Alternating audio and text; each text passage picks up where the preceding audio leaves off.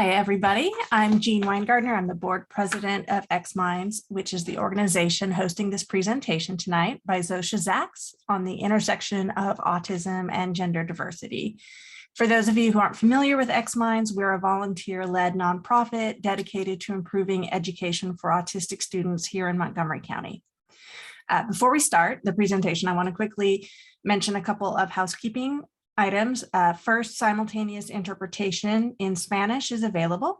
If you want to listen in Spanish, please select the interpretation button on the Zoom menu. And this is also being recorded in English and Spanish. So audience members, you are muted because this is not a webinar. It is a meeting. So that means you don't have the ability to unmute. So in terms of the presentation, I'm personally very invested in the correlation between autism and gender diverse people. I have 3 kids, some are autistic, one is trans. I know a huge number of autistic, gender diverse, and trans adults. And it seems like every day I hear about a friend's autistic child who's come out as non-binary or trans. So with so many of us in this community, it's important that we can learn to understand and support our gender diverse friends and kids. Because of that, I'm super excited to welcome tonight's guest speaker, Zosia Zaks. Zosia brings a well-rounded perspective to this topic as a transgender autistic self-advocate and a parent of 2 neurodivergent children. He has a wealth of professional and personal experience, but I will let him introduce himself and share that with you himself. Zosia will take your questions once he finishes his presentation at about 7:30. At that time, we will call on people to ask their questions out loud. So if you're more comfortable putting your questions in the chat, that's fine too. You can do that at any time. Or if you prefer to remain anonymous, you can direct message me with your questions from the chat, and I can ask on your behalf. And of course, please remember to keep all questions respectful. So Zosia, thank you so much for being here, and I will turn it over to you now. Thank you very much for having me, and just also a shout out hello to, I see a number of my students and colleagues here. So thank you everybody for coming. I am going to share a PowerPoint. Let me pull that up. After I go through a few points, we will turn it over to questions, and at that point you can raise your hand and the moderators will assist with that. But I did want to go through and just cover a couple of key points. And I also, some of you submitted questions in advance, so I did address some of the topics that people were curious about. So just a little bit more about me. I am a white man, and I have brown wavy hair, and I'm wearing glasses and a red shirt, a green shirt, and I'm standing in front of a Japanese soji screen in my office. And I provide that description for people with visual issues so they can get a sense of who's talking. A little bit more about my personal journey. I identify as a transgender autistic man. I grew up in the 1970s. The world was very, very, very different at that time. And I think that plays a huge role in sort of what happened to me and when I was able to transition and how, and some of those details are going to come out a little bit more as I go through the talk. I had a lot of difficulty when I was younger, but things have worked out over time. And I think regarding both gender diversity and neurodiversity, we still have a ways to go, but the good news is I can attest from my own personal experiences that the world has gotten a lot more accepting, a lot more aware. I wasn't diagnosed with autism until I was an adult. That's very common with people in my generation, and I think it's because our ideas about neurodiversity have changed a lot. So teachers were always telling my parents, we think Zosia's autistic. But in those days, our idea of who could be autistic was very, very, very narrow.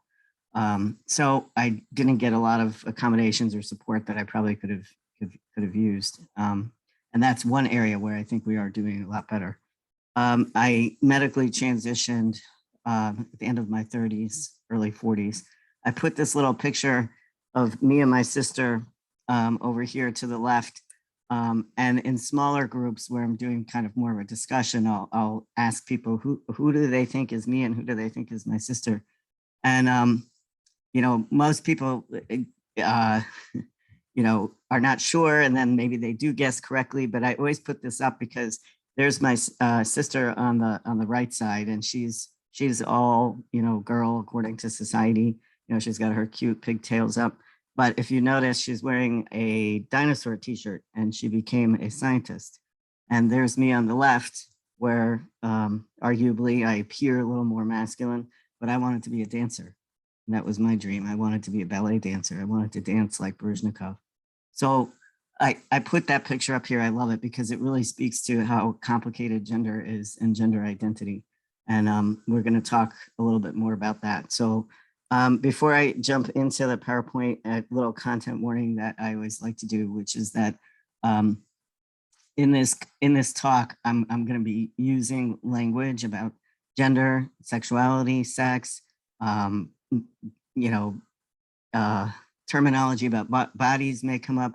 I'm also going to be talking about mental health issues and suicide issues in the transgender community later. So I like to put that out there because I know people may have some sensitivities, and that way you can make an informed decision for yourself. Okay, so jumping right into the first topic, which is just about what is gender diversity. Okay, let's just talk about what are we talking about here when we are talking about gender diversity. So I made a list of some language and terminology to kind of help people sort out these different concepts. When we talk about sex, typically, what people are referring to is kind of a sense of biology that there's males and females. Even that's somewhat disputed, and that's a little bit beyond our scope for tonight. But that's generally what people are talking about. When people are talking about gender, they're talking about the behavior of people who are in the category males or people who are in the category females, right? And there's some debate about whether, is that innate or is that just because that's what society says that this group should do and this group should do that. Cisgender refers to people who conform to the gender that they're assigned at birth, whereas gender diverse is a term that encompasses like a full range of identities and ways of expressing gender, which I'm going to get into in the next slide. Transgender, that refers to someone who's crossed from one gender to another. But again, that's a broad kind of general understanding. There's a lot of different kind of gender diversity identities. For this talk, you're going to hear me saying things like autistic person, autistic adults. That's called identity first language, and a lot of us prefer it because it tends to reduce stigma. I also, a lot of the studies that are looking at this intersection are looking at people who are diagnosed autistic and who are also gender diverse. But I really think that it encompasses a lot of neurodiversities, including conditions like ADHD. Some of the studies that have looked at this intersection include people with intellectual disabilities and different conditions. So I will sometimes speak about neurodiversity just to broaden it because I think that the points are still relevant. Okay. All right, so I call this the alphabet soup of identities, right? So again, I'm providing this information as sort of like a little background. Some of you may be totally familiar with this already, but some people may not. So I really wanted to kind of go through and explain what some of these terms are that you might hear. So MTF stands for male to female. So that's a person who was assigned male at birth, but now they're identifying as female, maybe living as a woman. All right, FTM is the opposite. So they were assigned female at birth, but they have transitioned to male identity. All right, and that's kind of the big ones that we hear about a lot. But like I said, there's many, and a lot of this has come out of gender diverse advocacy over the last few years.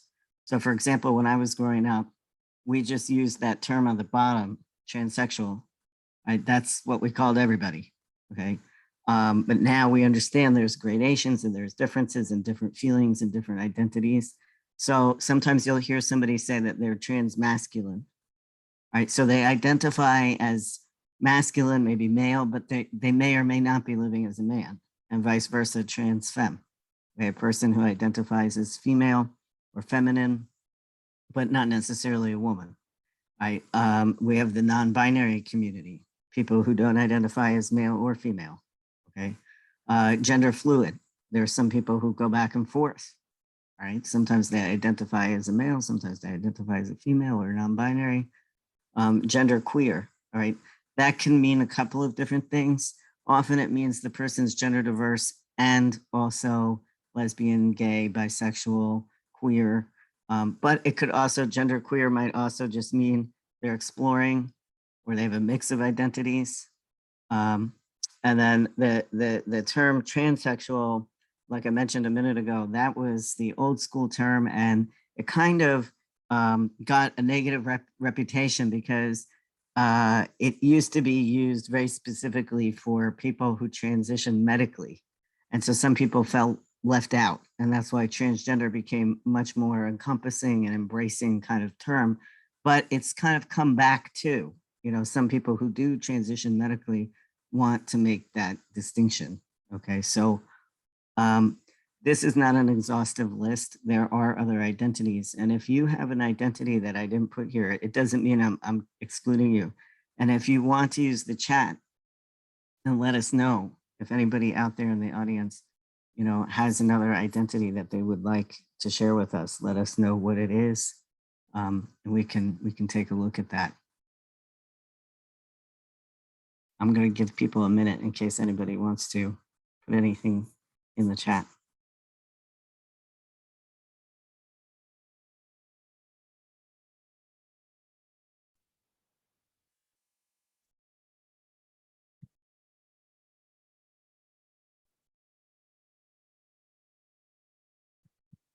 Okay, I don't see anybody throwing anything else out there, but there are other identities. I just kind of hit upon some of the main ones that we hear about. Okay, I'm going to go ahead. All right, I did want to also distinguish that we're not talking about sexual orientation, right? That's very different. So whether you're cisgender or gender diverse, you could be any sexual orientation, including asexual. All right, so if someone's going to transition, what are we talking about? Basically, we break it down into two big categories, right? These are big umbrella categories. We have medical transition. That's somebody is doing something like surgery or hormones, and there's a lot of options and pros and cons. Social transition, that's when a person transitions socially, but not necessarily medically, right? So they might wear different clothing, they might change their pronouns, but they also might not, and they still might want to be considered one of those gender diverse identities. So there's a lot of variation, a lot of options for people. And I think that speaks to some of the ways that the world has gotten better and more accepting of the full range of what human beings experience. So if someone's going to transition medically, I get this question a lot. Well, what's the criteria? Like how does the healthcare system determine, right? So it's regulated by the World Professional Association for Transgender Health, or WPATH for short, and I put their website here. If you're going to transition medically and do something like hormones or surgery, you have to get a diagnosis of gender dysphoria, right? That was changed recently. It used to say gender identity disorder, but we don't think of it as your identity as a disorder anymore. So they changed it to gender dysphoria, which is just that consistent feeling that what gender you were assigned is not right for you, right? And then you have to get consent letters. So you have to get 2 letters from mental health professionals, one of whom has a PhD in psychology, and 1 doctor. So this speaks to another big debate going on in society. When I was younger, the laws that governed transgender care were called the Harry Benjamin laws, after a doctor who worked with transgender people a lot. And they were very, very, very strict. And that's why it was very hard for people in my generation. So I remember realizing that I was gender diverse and wanting to get help for it when I was pretty young. But back then you had to be 26 and there were a lot of barriers. Okay, you had to do what was called a real life test and live as your preferred gender 24/7, even before getting hormones. Okay, so how do you do that? That was very hard to do. And then back then insurance covered nothing, right? And there was maybe a handful of surgeons in the United States who were doing these kind of surgeries. So that was arguably too strict, right? So some people now are calling for it to be even less strict. For example, they don't want people to have to get letters. So there's some debate, but right now this is the standard, and it does pose some barriers, but it poses a lot less barriers. And I think really thinking about what you're doing first has some benefits. Again, it's something that people are debating and discussing, but for right now, this is how it's structured. Again, a few more questions that we haven't solved yet, as a society. Some people will say, well, what age can I allow my child to say, start taking hormones? We have schools now, right? Big debates about laws. If someone's transitioned socially, where do they go to the bathroom? What sports team do they get to be on? Also, because we know now that there's such a wide variety of identities, someone may identify as transgender, for example, but they may not be changing their name, or they may not be taking hormones. We want to be respectful, but we may not know. So how do we navigate that? So a lot of things that are in a conversation, and I don't have perfect answers. I'm raising the questions. And I think this is something that, society is going to be grappling with for a while. All right, so today what I wanted to talk about is autism and gender diversity, because what we're seeing is among the autism community, much higher rates of gender diversity. And I know Jean mentioned this in her introduction. So anecdotally, a lot of us can say, oh yeah, we know some people on the spectrum and they're gender diverse in some way, right? So, I looked at the numbers. This again, we can't count everybody in the world. So these numbers are somewhat guesses, but this is what's coming out of the scholarship. About 0.5% of the general population identifies as gender diverse. That's globally, not the United States. About 1% of the world is autistic. What we're seeing is about 7 to 9% of autistic people are also gender diverse.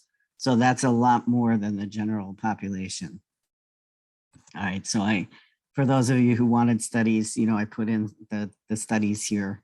How we're doing this is we're going to autism clinics and looking at health records and then counting, okay, of all these autistic people, how many of them meet criteria for gender diversity? Vice versa, we can go to gender clinics and say, okay, well, let's look at everybody in the gender care clinic. How many of you are neurodiverse or autistic? Most of the studies are coming out of England and Holland. But so we do have some older studies too.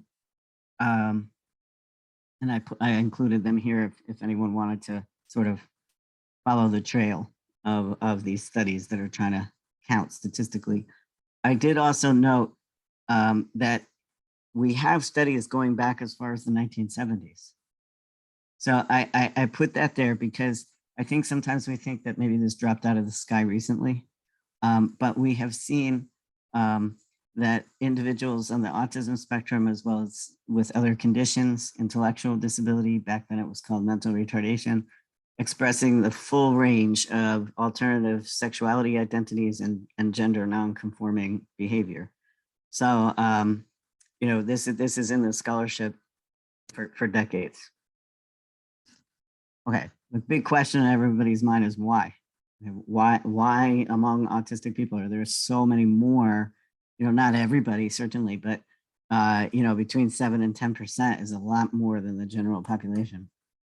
I'm going to go through a couple of the theories and then I'm going to offer my own theory. All right, so the one possibility that was raised by scholars was what they call the extreme male brain theory. All right. And the idea here is that there's differences between male brains and female brains. And for some reason, autistic brains adopt more of a male brain style, and they call that systematizing versus empathizing. And some studies are also pointing to, pre-birth, in utero exposure to hormones. All right, so I listed some of those studies on the bottom. The problem with these studies, just a few problems, we see a whole range of autistic individuals with, who are not gender diverse at all, or who are androgynous. Okay, so that puts a question in this theory.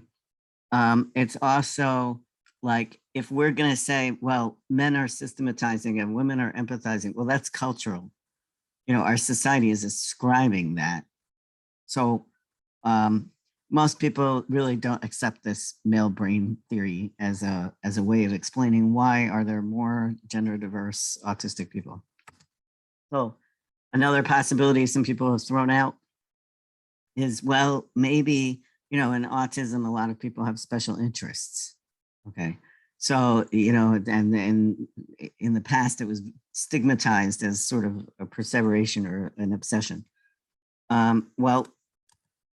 Dr. Strang nearby at Children's Hospital has done a lot of research in this area. And I've collaborated with him on some of the research projects. And so in interviewing a lot of gender diverse and neurodiverse individuals, about 33% they say that people questioned their gender diversity because they're autistic and said, oh, you just have a special interest. And that was very, very distressing to them. So we don't want to do that. That can't account for this. So another possibility is developmental delay theory, right? And the idea there is, well, maybe people with autism, intellectual disability, they just don't understand sex roles. They don't understand, they're not mature enough yet. Okay. But once they get mature enough, then they'll adopt the gender identity that they're supposed to align with. Well, the problem with that theory is that it's just very ableist, right?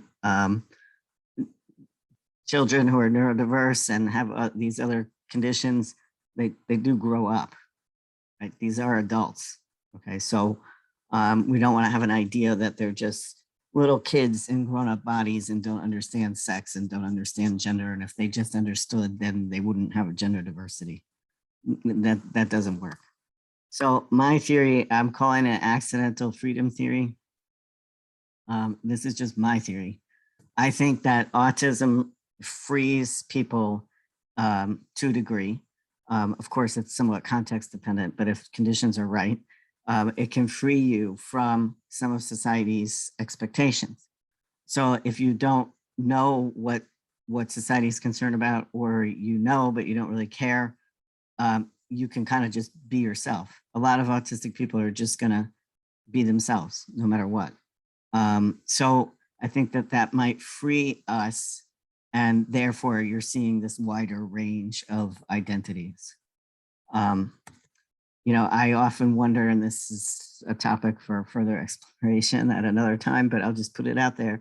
We live in a pretty restrictive society that has very, very, very narrow ideas of gender and sex roles. And I just wonder, if we weren't socialized from infancy, I think we would see a lot more gender and sexuality diversity. And I actually think that we're seeing that in younger generations. I think the rates are going up and everyone's like, what's happening? And it's like, well, because some of that restriction is loosening.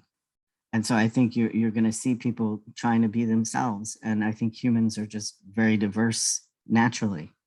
And when we don't restrict it artificially, you're gonna see a wider range of identities. All right. So the big question is, all right, we know more people who are neurodiverse are going to be gender diverse. Well, what's going to be different for them? All right. I think that's very important because, like I mentioned earlier, if you do want to transition medically, you're going to have to go into a healthcare system. If you're going to transition socially and you're going to school, you're going to be dealing with the education system. And even just at home, when family, parents, siblings, relatives are trying to figure this out. So typically what professionals are looking for, if they're going to say, okay, yes, this person has gender diverse identity, that the person can really articulate their identity and say, hey, it's not what I was assigned at birth, that they discuss it consistently, that they're consistently saying they're distressed, that they can't be their preferred gender, that they can conform to society's expectations. So if someone is saying, you know, my preferred gender is male, right? So they're wearing male clothing, they're standing in a way that men stand, and interested in the things that men are interested in our society, like football, right? And that they want to see that the person is socializing in their preferred gender, and that they're very determined to be understood. So they're going out of their way to make sure everybody understands I need to be respected as my preferred gender. All right, the problem, I put barriers in quotations because I don't mean to imply here that autistic traits are wrong or bad or problematic. What I'm trying to express is that if you're gender diverse and you're neurodiverse, if we go back a second, this list of what's expected may be difficult. And I want to talk about why for a minute, because I think it really impacts how we can help people who are gender diverse and neurodiverse. So like I was saying a minute ago, because some of the socializing and some of the, you know, the social aspects when you're on the spectrum, so you may not be aware of expectations for your preferred gender, or you may not even really care necessarily about those expectations. Sensory, you know, we get this a lot with female to male transgender people who are on the spectrum. They may still prefer to wear soft clothing or, you know, pretty colors for sensory reasons. And then people say, oh, well, then you must not really be a man. Okay. I can tell you a story when I went to a place first to try to, you know, get help with transitioning. I think I was denied because, you know, some of these sort of, for lack of a better way of putting it, this intersection with the neurodiversity. So for example, you know, I still love my aqua sandals with butterflies on them. And I'm not taking my sandals off because men don't do that, you know, in our society. And I think that that was read as not really transgender. And so I think that a lot of autistic people really experience these barriers. And I think that it can be very harmful because if you're trying to get people to respect you or get care and get support, and they think, you know, going back to that other list, that, you know, well, if you were really transgender and you really wanted to be a man, you know, you would give up your butterfly sandals, you know. So I think it's important to just keep this intersection in mind. Communication too. I think for neurodiverse people, we may not even be verbal, but even if we're verbal, it can be very tricky to articulate our inner experiences and our feelings. It can be hard to advocate. I remember one time shopping for back to school with my mom and my sisters, and they were in the girls department, and I was just gonna pass out. I looked across and I saw the boys department, and I knew that that's the clothing that I should be buying for school, but I couldn't say anything. I didn't say anything. I'm guessing that maybe a child who is not neurodiverse might have been able to say, I'm uncomfortable, or I like those clothes better, or I don't know what's going on, but I want from the boys section, you know, and I couldn't communicate that. Executive functioning, right? So if you're thinking about shaving, self-care, dressing, all of these things, and you're trying to figure it out for the preferred gender, and it's already difficult, whatever gender you are, you know, so that can come up. Routines, lower tolerance for disruption. I've worked with transgender neurodiverse people who, you know, are expressing a preferred gender, but they're not going to change, for example, the clothes they wore, because that's just what they've always worn, and that's what they wear, and that's what they do when they get up. So, that can come up. Literal thinking too. I think sometimes abstractions can be difficult, or sometimes like professionals, mental health workers will ask abstract questions. Like they'll say, okay, well, what is being a man in society mean to you? And for some neurodiverse people, it's like, what are you talking about? I mean, my postman's a man. I mean, my dad's a man, and he goes to work. I mean, what are you talking about? So some of that abstraction can be, for some people, can be difficult. So what happens is, for example, with announcing that you're gender diverse, some parents will tell me, he's 14 and he's never talked about this before. Well, if you're neurodiverse, remember I said there's some communication barriers. So it may have been very, very difficult to express inner feelings or experiences before that, right? So at risk of repeating myself a little bit, as I just said, the person, may not do all the things we expect of their preferred gender, or they may stick with their non-preferred gender ways of doing things, socializing, things that they wear, just because that's what they're used to. I've worked with a lot of transgender and neurodiverse people who arguably don't really get how society is reading them. I'm not saying that that is necessarily important, but it's just something that I've observed. And now, that's a question is, if they want to work on that or not, right? But that can be a source of distress. Also, patterns of socialization. So neurodiverse people often have their own unique ways of meeting their social needs. So they go in to get transgender support, and they're like, well, you're not interested in watching football with the guys on Sunday, or, you don't go to the mall and chat with the girls. Like, that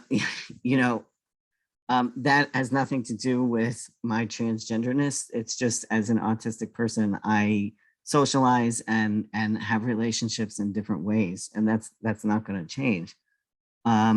So also the last bullet point there. So when you think about traditional transition pathways, for example, if you're going to go to a doctor and you're going to get hormones, and typically that's an injection, some people on the spectrum really want to live as their preferred gender, but cannot do shots. They can't handle like the needles or being touched, or, so there can be some barriers there also. We see this in the research that we've conducted. Excuse me. These individuals often push us to consider what gender truly is without the overlay of social expectation. So what Dr. Strang is saying is that we really have to pause and say, wait a second, this person could have a true identity, a true need for my help and my support, and they may not do what society anticipates or what society cares about. And that's not reason to invalidate them. So that's really important. And I think that autistic people really can kind of, they bring forth this sort of disruption to this very narrow binary, that you can only be a man or a woman, and there's only a certain way to be a man or a woman. I think here's an article I found, and it was just so harmful. And I just really want to underscore this as an example of some of the harmful sort of practices in professional spaces or in scholarship for people to be aware of. So this person wrote a report about a patient who kept saying he was a woman and wanted to transition and have female hormones. And the doctor was just like, well, he wasn't interested in makeup or coiffure or finding high heel shoes. So it dawned on him he wasn't transsexual. When I read that, I was just like, oh, I hope that patient found affirming support somewhere. All right, we all know women who are truck drivers and wear jeans and have never worn makeup a day in their life, and they're not less of a woman for it. So we really want to be watching ourselves. I'm keeping my eye on the time, so I'm going to go through how to help, and then I want to get us to the questions. But I did want to just highlight a few ways to be supportive, because I think that was the big question that people had. The number one thing, use people's preferred names, pronouns. It's not hard to do. Research, there's a research article has shown that it has a direct impact on someone's mental health. Making an effort to understand people's experiences. What I mean about don't blame and shame if the person changes over time. I mean, I bet if I talk to some of the older people in the audience, none of you are the same person you were at 16 or 20. Okay, that doesn't invalidate gender identity. You know, people do change. They realize new things about themselves, or they want to try something else, see if that's going to work. I went through many different phases. And in fact, when I grew up and the world had a lot less awareness and a lot more barriers, quite a number of, FTMs my age talk about how our first response was, oh, maybe we're not trying hard enough to be women. And so we went through very like hyper feminine kind of stages. And then we were like, no, even if we try hard, that's not it. So there can be a lot of, it takes time to figure out who you are. Really reach out for mental health support if you are struggling. Okay, and then factoring in the neurodiversity, I really do want people to think about the differences that may be there due to communication, sensory, executive functioning, etc. And we want to be supportive of that, but never to discount the person's identity. What I mean by offering social skills and support and guidance, if desired, is because, like I said, I've worked with some transgender people who are very distressed that it's hard for them to sort of put together a package so that they're read as their preferred gender. And we can come in with executive functioning support, social skills support, but other people tell me, look, I know I'm not read as my preferred gender by society, but I wear what I wear and I do what I do and I'm okay. So we just want to have that conversation that we're not putting our agenda on somebody, but that we are showing up and helping if they really need the help and want the help. Advocating through systems of care. The transgender care system has gotten much better. It's like night and day from when I was little, but it's still really, really hard. There's a lot of barriers still. It's hard to find the good people in the system. Making appointments. So there's wait lists. Anywhere you go, there's going to be wait lists, and that's hard. So just being there on the person's team is really important. I did want to throw out, because I know there's some professionals in the audience, and I'm not going to spend too much time on this because I do really want to get to the questions, but I want to put out a few things just for people to think about. So when someone is coming to you for gender-related care or assessment, you can use harm reduction as a valid standard, and that behavior is communication. And I put those two things out there because, like I said, someone with intellectual disability or some of these neurodiverse conditions, they may not be able to sit down with you and have a really deep interpersonal conversation about what it means to be male or female in society. But if it's going to save their life to get hormones, or if they're indicating strongly through their behavior that they need to be supported as a preferred gender, you can go ahead and do that. I always tell people about a case. I didn't work on it directly, but there was a gentleman who had intellectual disability and he was in a group home for women. And he was constantly on a behavior plan and in trouble with the staff because he would not put on a bra. And every morning he'd wake up and he was going like this on his face and, trying to shave essentially because he had seen his father do that and he had seen men do that. And they had a men's group home across the street. And, sometimes they go in the van and they go to the movies or whatever. Anytime the men were trying to do something or the women were getting in their van, he'd always try to go to the men's van, and the staff just viewed him as a behavioral problem. And he had a lot of escalated behavior because of it, because people were not getting the message. This is a gentleman who's not verbal. Luckily, he had a very affirming family and they caught on to what was happening. And they found professionals who could understand that this was his way of explaining that he was a man. And once he got support, he was doing much better overall in all domains of his life. So just keeping these things in mind if you're a professional, and also that there are special mental health needs. There's higher suicide rates for all trans individuals, but also what we have seen in the research that we've conducted is that precisely because of some of these social complexities and the executive functioning and the clothing and the socializing and all these things where that intersection of transgender and neurodiversity collides, that can be very distressing for some individuals. And so they may need, uniquely tailored support that understands the autism or the neurodiversity. I get this question a lot. Well, how fast can we go? What age can they start transitioning? It's very hard to speak to because it's totally different for every individual. What I do encourage people to do is to take some time. And I know that can be really anxiety provoking, but you just, go at your own pace. There's no rule that this has to happen immediately. And that can be hard for any teenager because all teenagers, even if they're not gender diverse, they want to go do their lives right now. So it's kind of developmentally appropriate to see that among young adults. That's why they have older adults in their life. But of course, I want to make an exception here that if their mental health is at risk, that's very different. And you really don't want to leave someone stranded and unable to function because they're not in the right gender. So you want to get help for that right away. This is just coming out of a research that we did, and it's everything that I already mentioned, including getting a peer group going, getting role models. That's very important. So I included a lot of resources here.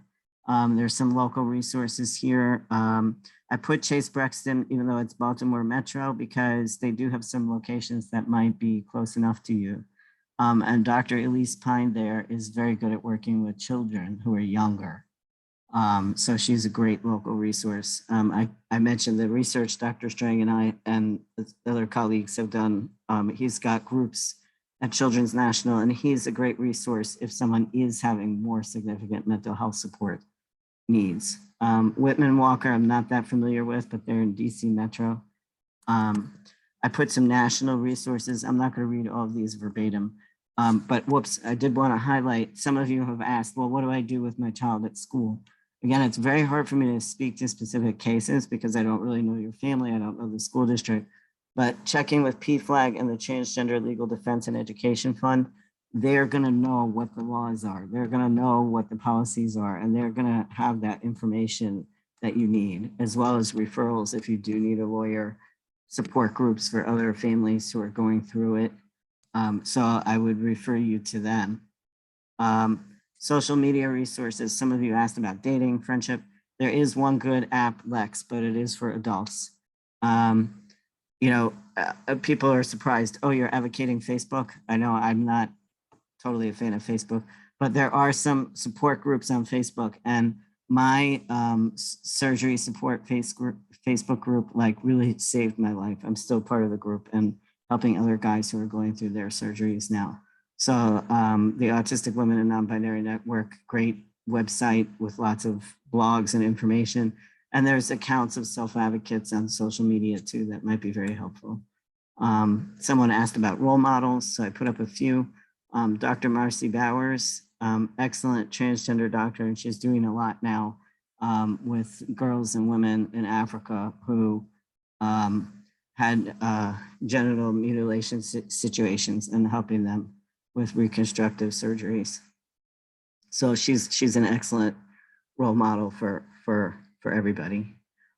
So that concludes my PowerPoint, and I went through some of the last slides pretty quickly because I did realize we're a little bit over 7:30, but I did want to give a lot of time for questions, comments.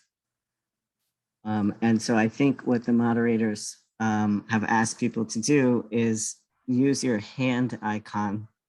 And if you put your hand up, they'll be able to call on you. You can also put your question in the chat. And then if you wanted to ask privately, you can private message one of the moderators. Awesome. Thank you so much for that, Zosia. That was a huge amount of really valuable information, and we appreciate you sharing it with us. Thank you so much. So yes, as Zosia said, we're going to do some Q&As now. We'll cover some that were submitted with your registration first. And some of those we had given to Zosia, so he sort of covered them during the presentation. So if you feel like we skipped your question, definitely just re-ask it either directly to me, Jean Weingardner, or in the chat. You can also, from the bottom menu, there's a little reactions emoji button. If you click it, you'll be given an option to raise your hand, and I will call on you, and then you will be unmuted and you can ask if you would like to ask verbally. Let's see. So we can start with, so we have somebody who asked, my 10-year-old son has autism and his 9-year-old sibling is gender creative. And this parent would love tips for how to navigate that from both sides, I guess, to support them both, to, teach the 10-year-old about the gender creative one, etc. I think the best way I can answer this question is just to make it not an issue. It's the same as you would talk about anything else. Like, for example, let's say they hate spaghetti. So when you go out for Italian food, you're explaining, they don't like spaghetti, so they're going to eat something at home beforehand. So that way they're not sitting there hungry in the restaurant. That's an absurd example. But my point is just, it's to make it as destigmatized and natural a conversation as possible. So this is how they're identifying right now. They've asked us to use these pronouns and we want to respect people. So our family's going to do that. As simple as that. Now, as they get older, or if there's more complicated questions, then you can go from there. But I think just keeping it simple in the beginning is good. And it's the same way you would do it about the autism. If you're trying to explain somebody's autism, you can say, well, for this person, their autism, and then you can individualize a little bit and explain, what they need or how you're going to support them or what accommodation you're making for them.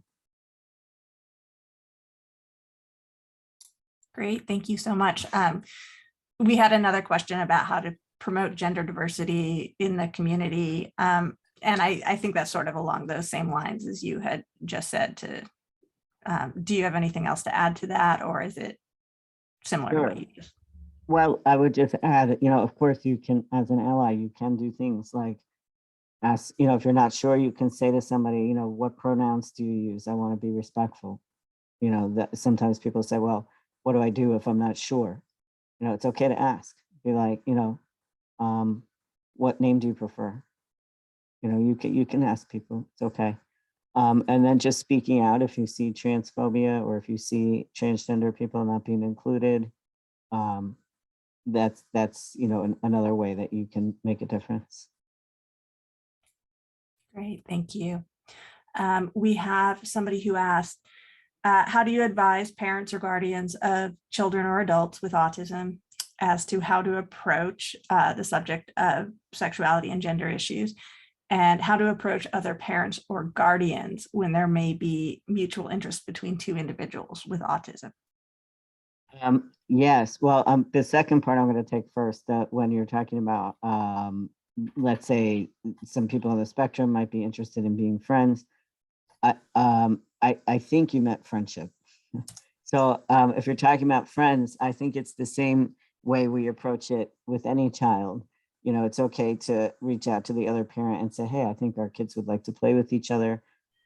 If you mean romantically and you're talking about kids who are a little older but may need more sort of parental involvement and guidance because of some of their disability related issues, it does get a little stickier because you don't know how the other family feels about these things.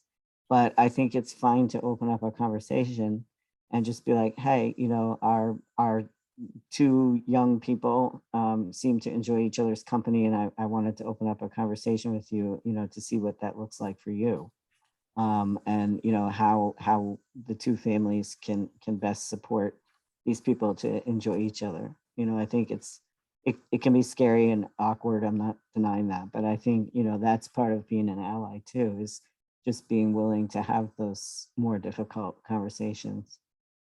Regarding the first part of the question, if you have a child and you're bringing them up, I hope that you're having conversations about sexuality and identity and consent and all of those very important things anyway. And so I think that gender can just be pulled into it. And of course, I don't think you go up to children and say, hey, you might be gender diverse. You don't but you can talk about how there's different gender identities and that you're a very open and accepting parent and you're always willing to talk to them about anything that comes up in their life. Because it may not even be about them, it may be about a friend, you know, so just keeping it very broad, I think, but definitely providing that factual information, you know, and actually it's a little off topic, but somewhat related because I do a lot of consulting around sexuality education. For example, in high schools that have, you know, that are, you know, geared toward individuals with disabilities. And a lot of times they don't even have a sexuality curriculum. But if they do, it often leaves out sexual orientation and gender identity. And so that's another way that you can make a difference as a professional, you know, checking and see, hey, does our high school, you know, cover this, you know, and what's the best practices around it? There's some materials out there. So, you know, that's, you know, sort of the parents and the professionals in terms of answering that question. Fantastic. Thank you so much. We have a question from Shoshana. Let's see, Melissa, I'm trying to let her unmute. I don't know if you are able to do that. Yeah. Okay. Go ahead, Thank you. Shoshana. Awesome. Thank you so much. I have lots to, first of all, I mean, this is such an important topic, and it's fascinating, the coming out process for I have a daughter in the Tilden program. She's the only girl in the 6th grade cohort, which is interesting in general, as when you're talking about gender and autism, and sort of that was one of the discussions, was how do you feel about going to the, you know, as the only girl, and also she was like underdiagnosed earlier, you know, that whole piece. And so that's something that you also see a lot, right? Is that you see where you're the only girl in the program, and she loves it. It's an incredible program. It's been all that, and she's in 3 classes where she's the only girl, and she has her period. And I feel like one thing that I think I want to work on as an educator and also as a mom, as, you know, SPED mom, is autism and periods. People don't talk about it, and definitely a different reaction than my other 2 daughters. So I'm curious if you've done it or seen any research on that. I also do have a degree in gender studies and special, so I haven't seen a lot written on that, and I feel like maybe it's because girls are underdiagnosed. The other fun piece is that her neurotypical twin, is gay. So what's been interesting in our house is we're so out and proud about the neurodiversity and wave an autism flag and all that. And my daughter with autism wants to help her sister be more comfortable coming out, but she's not as comfortable with it. And we've had therapy sessions about it. So for her as the neurodiverse child to understand why it's different for the neurotypical has been really, really fascinating. And we're working on it as a family. Yeah, you're right, because I think that girls have been underdiagnosed and misdiagnosed. There is not a lot in the literature, but there's some. And there is talk about how, you know, menstruation, for example, can be very difficult because of the executive functioning issues and sensory issues and some strategies around that. And what comes to my mind is the Autism Research Group in Northern Virginia. And I can add that to the resources. I can give you their link, but they have some materials on growing up and puberty and sexuality that might be helpful both as a parent and as an educator. They've conducted some of this research and written some materials for lay people also. So I'll get that to the organizers. Yeah, you know, you raised an interesting point. You know, I give this workshop, and I don't mean to say all neurodiverse people are, you know, wonderfully accepting and have no issue. I mean, there can be autistic people who are very homophobic or transphobic too, right? But I also think that there's some people on the spectrum who it's not really a classic case that they're homophobic or transphobic. It's more part of that literal thinking and maybe needing more time to digest this information or see what it means or what is it going to look like. So I think just being patient through those conversations can be very helpful.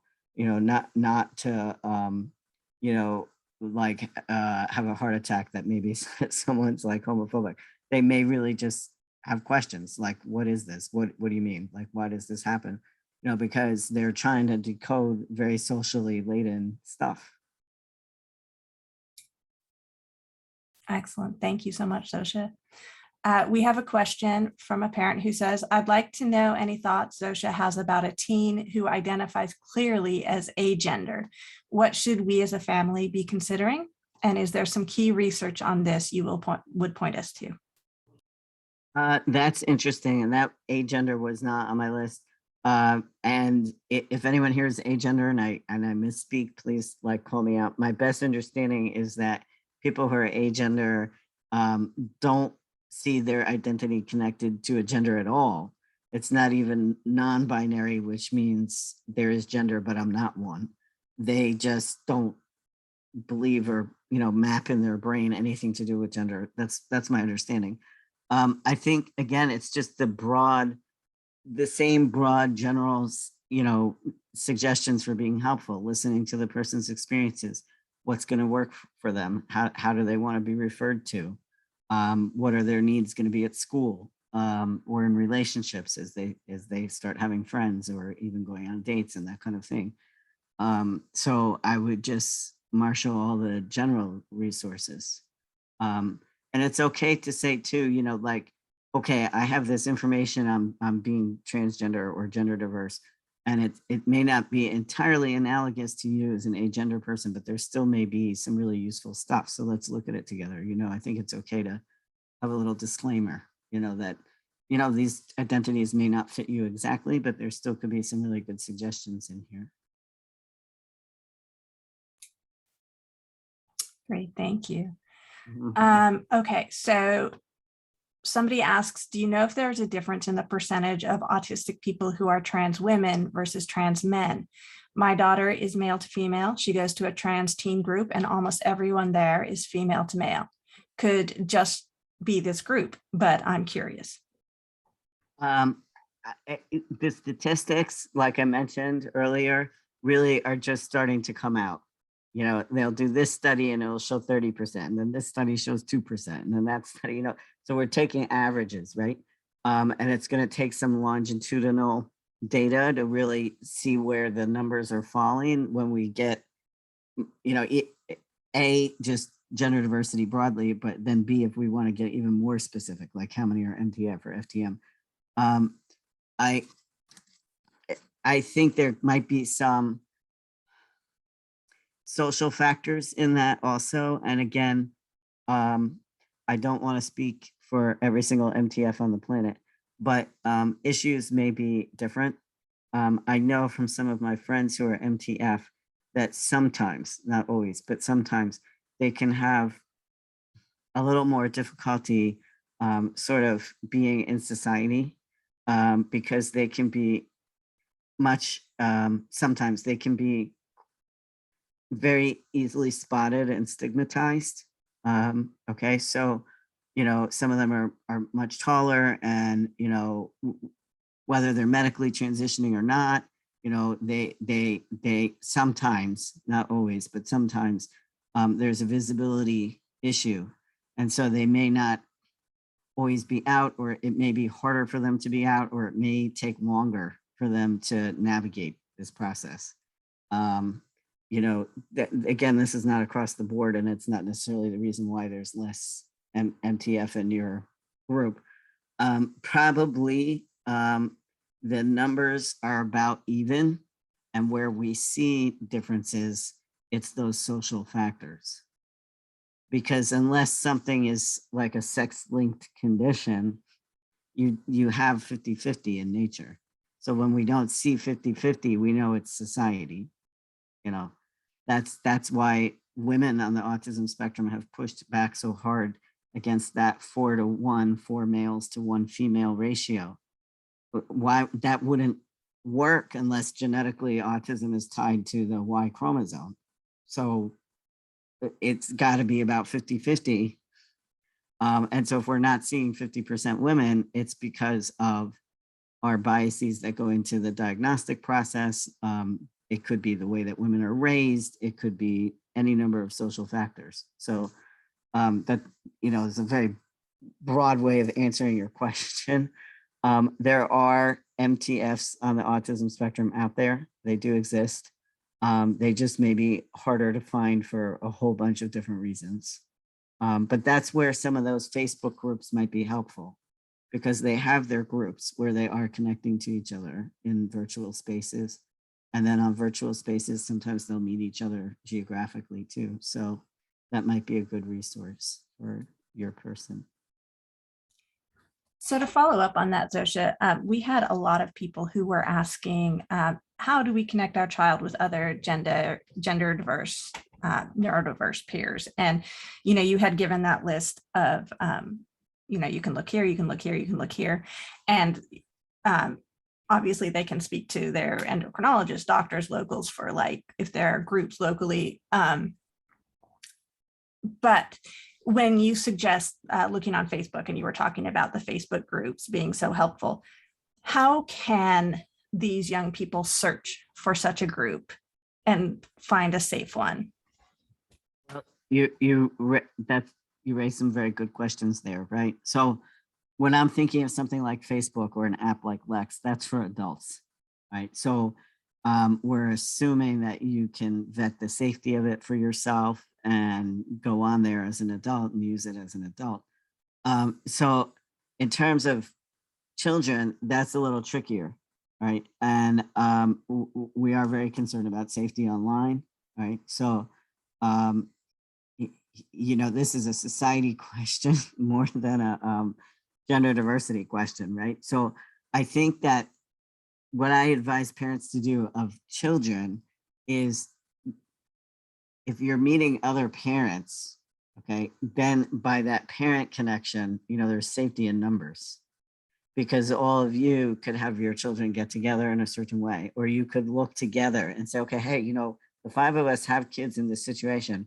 Let's all go on Facebook and see if we can find even more parents, and, start building out that way, like build out your network from who you are starting with. And so that also helps a little bit with the safety too, because if you start with people that from your parent support group or the PFLAG meeting, and then they're going to know people, and then they're going to know people. So even if you don't connect with the very first person you meet and you're like, I don't want to be friends with that, just keep talking to people, because they're going to know more people. So that would be my answer to that question. I do think professionals can help. There's more groups now for kids who are younger who do want to meet, even if it's virtual. I know Chase Brexton has a teen group, so that could be a safe option. It's virtual right now because of COVID. So take advantage of that geographically. You don't have to drive to Baltimore City for that. You do have to get into their system, and there's going to be wait lists. It takes a while to get an appointment with a counselor, and then they have to talk to you for a while. And then if it's a good fit, then you could join the group. These aren't groups that you can just go to next Thursday. So a little perseverance also, don't give up. It can be frustrating. After the first place I went, which was a total disaster, and then the second place I went for transgender care, it took me 8 months to get an appointment with a counselor.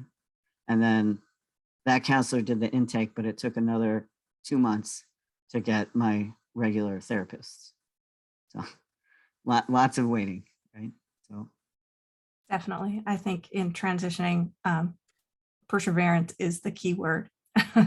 We like wait lists and 2 years to get a consult and that sort of thing. It's very common. So I also want to mention Chase Brexton has a Columbia office. So that's a little bit closer, at least, if parents are looking for medical care. A parent wants to know, it's a little bit tangential, is a higher percentage of the autistic community queer, gay, lesbian, so more sexuality when compared to neurotypical numbers? Yes, I focused this talk on gender diversity, but yeah, we're seeing higher rates of alternative sexual identities also, including asexual. I don't know that people have done that many studies on asexuality, but just anecdotally, I've met a lot of autistic people who identify as asexual, and I'm sure that's more than the general population. Okay, thank you. So when you were talking about neurodiverse individuals caring less about social expectations, we had a parent put a comment in the chat, but if you didn't care about social expectations, why would you still have dysphoria? That seems to speak more to presentation than identity. My kid was really anxious about being trans and did not want to share with us for 3 years. Do you have a excellent question. You're right. This is very, I mentioned that debate in the beginning. Okay, gender behavior, is that a thing in nature that's coordinated to biology and genitals, or is it society, or is it a mix of both? And then you throw in intersex people and transgender people who do exist in every culture. And now you've got even more permutations and questions. So my shortest way of answering this is I gave broad generalizations, but individuals are different and they're different feelings. Some people on the spectrum care desperately what other people think about them and how other people are going to see them. So I maybe was too dismissive of that. And so, to clarify that, I couldn't possibly speak for everyone on the spectrum. I think what I was referring to is that what we see is that a lot of times autistic people have sort of more of a freedom to be themselves because they are loosened from some of these more narrow social expectations for whatever reason, whether it's because they don't read them or they don't care about them or they know them, but they interpret them differently. That's a matter of, that's somewhat depending on the individual and also a matter of some debate. So I think what I meant by that is that that therefore, we might go forth and just be ourselves no matter what. That's a very common theme if you read autobiographies of autistic people. And you're right. Well, if they're just being themselves, why would they, do sort of the masculine things in society or the feminine things in society? Well, for some of us, that is who we are. So, like someone just mentioned their child's agender, or some people are non-binary. All right, so then we might see something different. Now, so I'm going through my life and I say, oh, well, I'm just going to be myself. Well, myself turns out to be a man, and I, really needed to be seen as a man and understood as a man. And so I took steps to do that. But like I said, where I think we see a little more diversity on the spectrum is that for me, I don't feel that, like, for example, like going back to my silly sandals example, if I want to wear, beautiful scarves, I do so, because why not? They're very silky and they're wonderful and they have butterflies on them. And, that doesn't make me less of a man. And I think that sometimes autistic people can sit with that ambiguity better than non-autistic people. Great, thank you. Do you recommend any resources specifically for special educators? How can educators be allies in the schools? Well, two-part question. One, some of the resources I listed, okay, like for example, the Transgender Legal Defense Fund, they have a lot on school policy, school rules, what you're allowed to do, what you can't do, what you should be doing. So I really encourage you to look at that. Because I'm not an expert in education, law, and gender. In terms of just what you can do on Thursday in your classroom, again, those broad things, using people's pronouns and preferred names and showing the other kids that that's a natural way of helping each other and it's not a stigma and you're comfortable with it. So everybody else should be comfortable. You can model that, right? And then, just working with families or individuals who come to you, and they're like, I can't use the bathroom. I don't know what to do. Okay, let's figure it out. So just being willing to work with people and I know that, there's the district and the rules, and so there's some constraints, but you can do a lot as an ally, to work within and through the system that you find yourself in. What about allies who want to be allies but don't feel like they understand what it's like to be trans, or they don't get what non-binary is? What are some good ways for people like that to educate themselves so they can be better allies? Do you have suggestions? Well, again, like some of the resources I listed, there's tons of blogs. There's self-advocates you can follow on Twitter, Instagram, read what they're talking about, read the problems they're having, read what they tell you they wish people would do. That will really inform you, is listening to those self-advocate voices. You could read a medical textbook or something like that. That's not going to give you the same, like, this is what it's like to wake up in the morning and go through my life. YouTube, there's some YouTubers out there. There's some celebrities who've been very open. So just being willing to hear that. I think that's the number one way that you could educate yourself. Great, thank you. We have a question in the chat. Do you have any recommendations for resources for young kids, like very young kids? My kindergartner is non-binary and neurodiverse. Yes, that was one thing I didn't put in there, but there's some great books that have come out now, where either the person's parents are transgender or any number of different diversities, or they themselves are.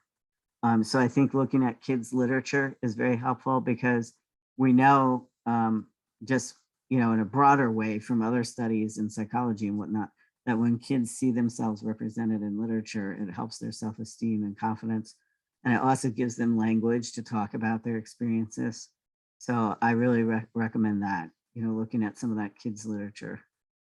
I think it's possible an organization like PFLAG might have lists of some books. Librarians can sometimes be very helpful, or just Googling too, like, kids book about being trans, some things might come up in the search.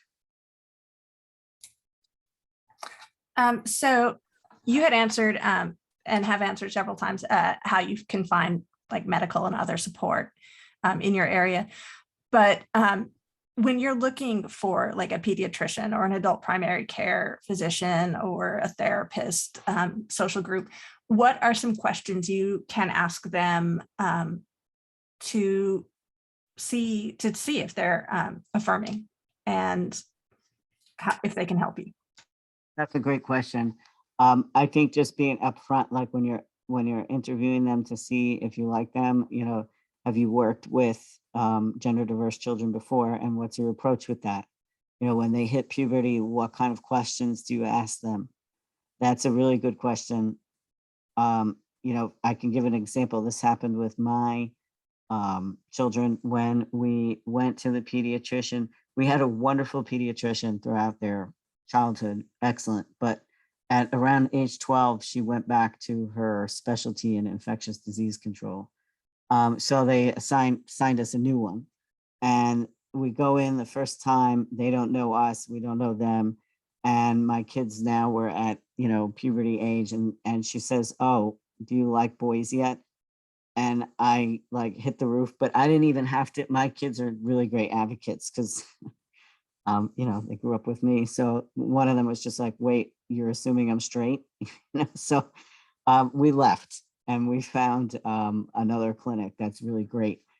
Harriet Lane, it's at Hopkins in the city, and they specifically provide pediatric services to children and adolescents with gender diversity and sexuality diversities, and families too. So, that's in Baltimore City, which is far from you, but I think calling them, they may know other pediatricians in the area.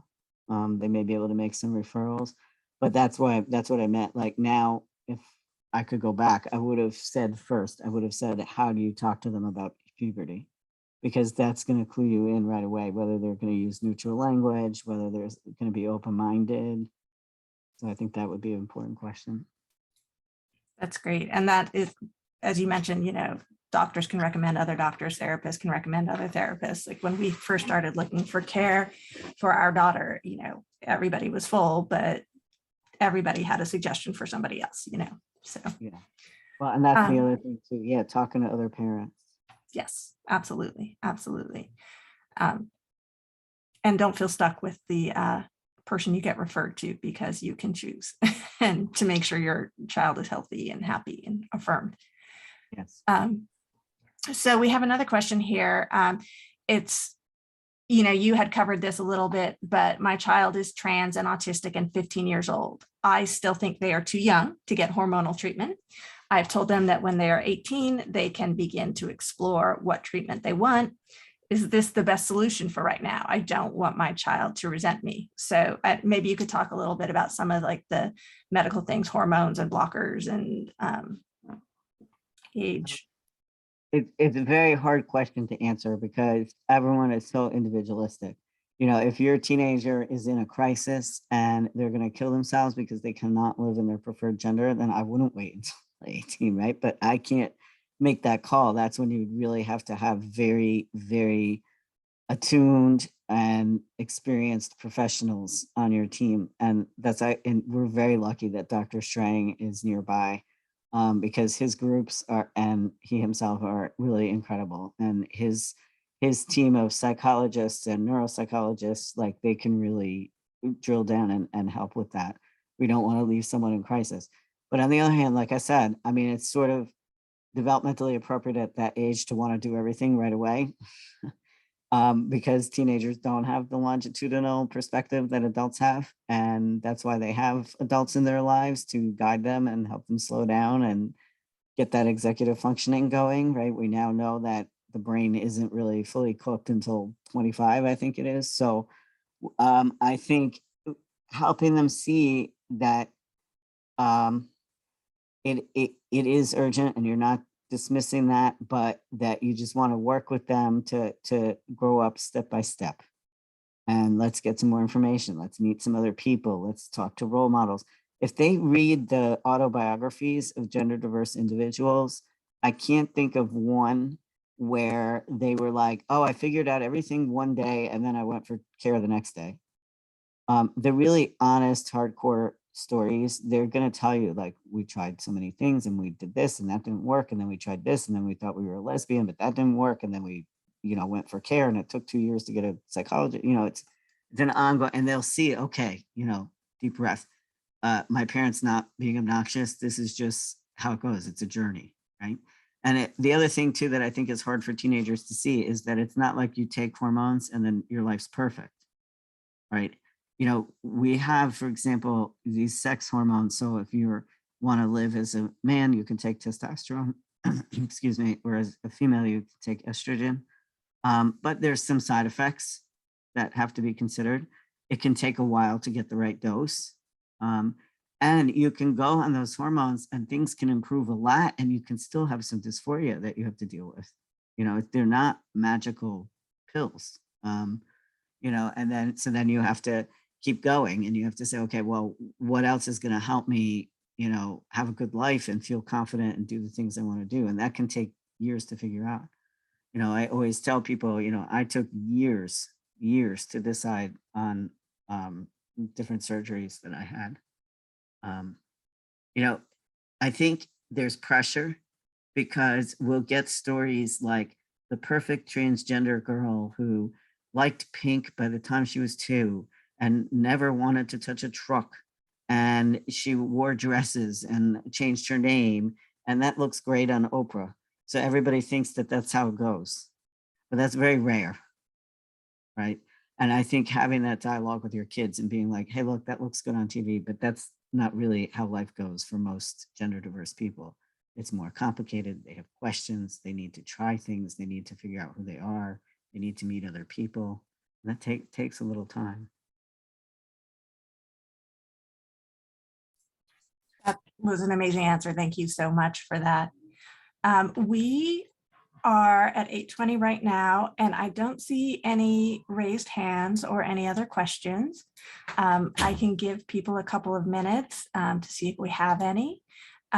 We'd like to invite everyone in our audience to complete a quick 2-question feedback form. We're going to put a link in the chat for that. And we've recorded this workshop. We're going to email you a link to the recording in a few days, along with resources that Zosia has very kindly provided.